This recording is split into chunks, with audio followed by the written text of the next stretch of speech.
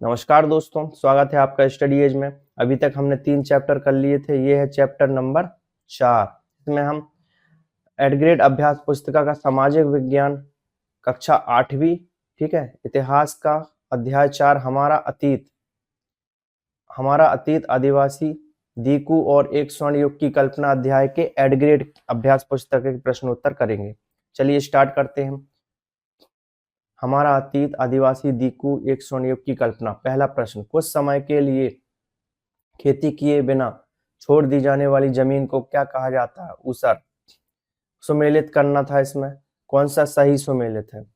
तो बैगा, इसका आंसर क्या है? तीसरा, उड़ीसा। ठीक है। खांड कहाँ के हैं? तो ये हैं कुल्लू के। लावाड़िया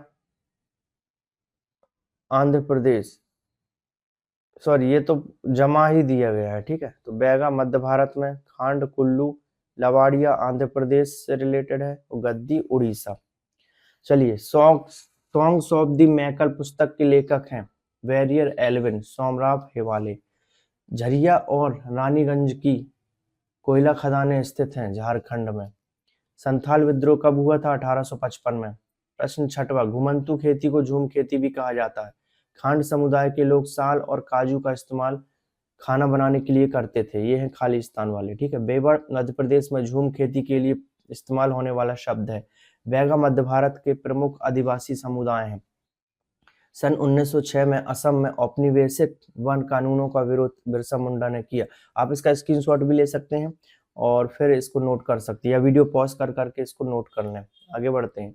घुमंतू किसान मुख्य रूप से कहाँ रहते थे? तो घुमंतू किसान मुख्य रूप से उष्ण कटिबंधीय और पहाड़ी क्षेत्रों में रहते थे, जहां वे अपने कृषि कार्यों के लिए स्थान बदलते रहते थे। आदिवासी समूह अपना जीवन यापन किस प्रकार करते थे? तो आदिवासी समूह अपना मुख्य रूप से शिकार, संग्रहण, कृषि कार्यों पर निर्भर करते थे। वे जंगलों से फल, लकड़ी, जड़ी बूटियां और अन्य संसाधन प्राप्त करते थे। कुछ समूह कृषि के साथ साथ बुनाई, कुम्हारी और शिल्पकारिता में भी संलिप्त रहते होते थे। प्रश्न 9वां है, वर्ली विद्रोह कब और कहाँ हुआ था? यह हुआ था 1940 में महाराष्ट्र के वर्ली क्षेत्र में। प्रश्न 10वां, झूम खेती की विशेषताएं लिखिए।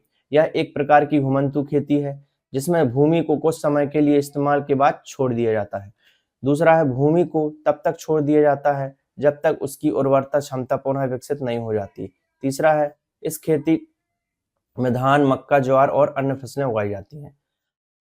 11वां प्रश्न देखते हैं, आदिवासी महाजनों और व्यापारियों को अपनी मुसीबतों का जिम्मेदार क्यों मानते थे? आदिवासी जो हैं महाजनों और व्यापारियों को अपनी मुसीबत जिम्मेदार क्यों मानते थे? क्योंकि आदिवासी समुदाय महाजनों और व्यापारियों को अपनी मुसीबतों का जिम्मेदार मानते थे, क्योंकि ये लोग उनके कड़ी मेहनत के बावजूद उनकी उपज का उचित मूल्य नहीं देते थे और ऋण का अत्यधिक शोषण करते रहते थे।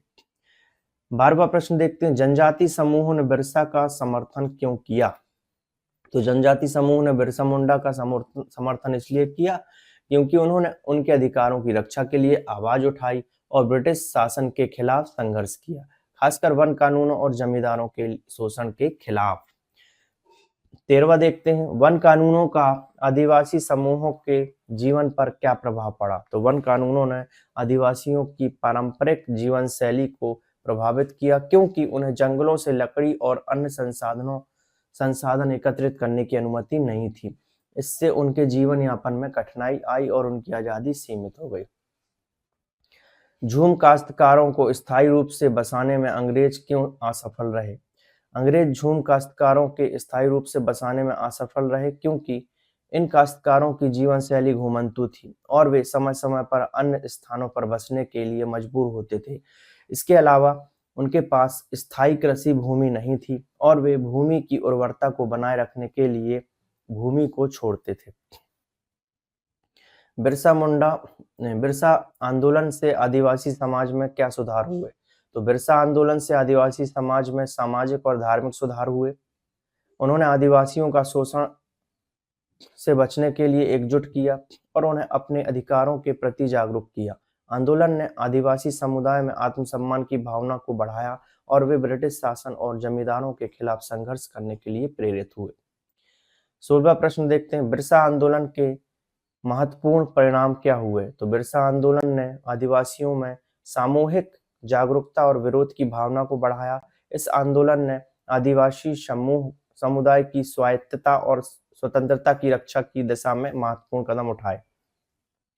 बिरसा मुंडा के नेतृत्व में आदिवासियों ने ब्रिटिश शासन और स्थानीय शोषण से मुक्त होने के लिए संघर्ष किया, जो अंततः भारतीय स्वतंत्रता संग्राम का हिस्सा बन गया। तो ये था चैप्टर नंबर 4। अभी हम करेंगे अगले वीडियो में चैप्टर नंबर 5। तो वीडियो पसंद आ रहे तो लाइक करें, दोस्तों के साथ शेयर करें और चैनल को सब्सक्राइब करना बिल्कुल भी ना भूलें। चलिए मिलते हैं अगले वीडियो में।